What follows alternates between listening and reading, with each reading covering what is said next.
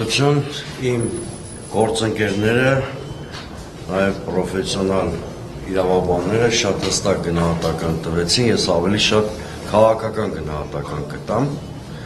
Ռեպրեսիաների այսօր ալիքի անոնսը տվեց Նիկոլ Փաշինյանը կառավարության երեկվա նիստում իր ամբարտավան ռեպլիկներով, հայտարարություններով։ Հիշում ենք նրա անտակտ ռեպլիկը Գագիկ Ծառուկյանի հասցեին, հետո նա հանդգնեց 550,000 ընտրողների վիրավորել, երբ որ խոսում էր ընտրակաշառքի գարշահոտությունը ազգային ժողով բերելու մասին, ըստ էության այս ամենով դա եւ բոլոր նրա ճանաչողները գիտեին, անուսավորում էր բռնությունների ու ռեպրեսիաների նոր փուլ։ Նիկոլ Փաշինյանը չի էլ հասկանում,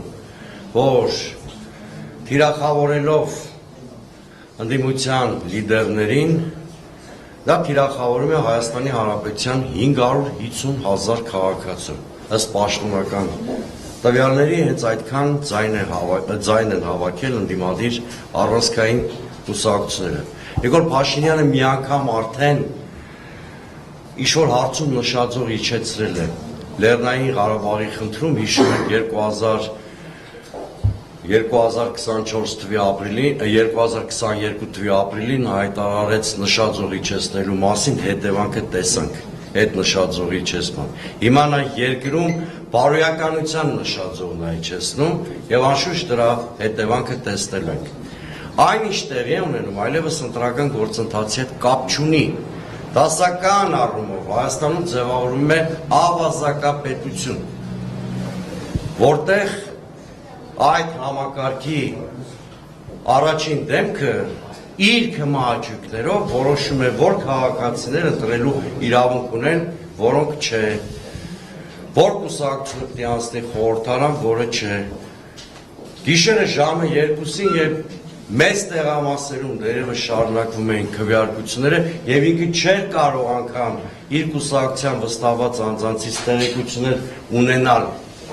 ընտրությունների ավարտական պատկերի մասին, նա արդեն իրեն հաղթող հռչակեց եւ մյուսներին պարտված զանազան որակումներով։ Ես ուզում եմ Նիկոլ Փաշինյանին հստակ մի ուղերձ ցեղել։ Այնինչ որ այսօր ժամը 13:00-ից սկսվելու է կենտրոնական ընտրական հանձնաժողովի շենքի մոտ, ընդամենը սկիզբն է։ Եվ եթե Նիկոլ Փաշինյանը դադար չտա իրավական բեսպրիդելին եւ այս կամայականություններին,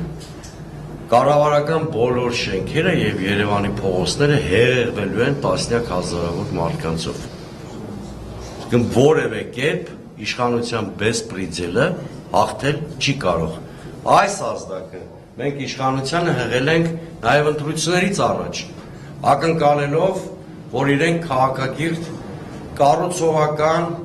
մրցակցային միջավայրում կանցկացնեն ընտրությունները։ Ցավոք սրտի, այս հորդորը չհասկացվեց։ Եթե Նիկոլ Փաշինյանի թվում է Ենոք Հավանի Մուսոլինիի կարգավիճակով կարող է մեզ հպատակեցնել կամ Բարգավաճ Հայաստանի ընտրաթիմը կոտրել, չարաչար սխալվում առաջիկա օրերին նա կհամոզվի, նաև մեր քաղաքական հանրային գործողությունների շնորհիվ։ Շնորհակալ։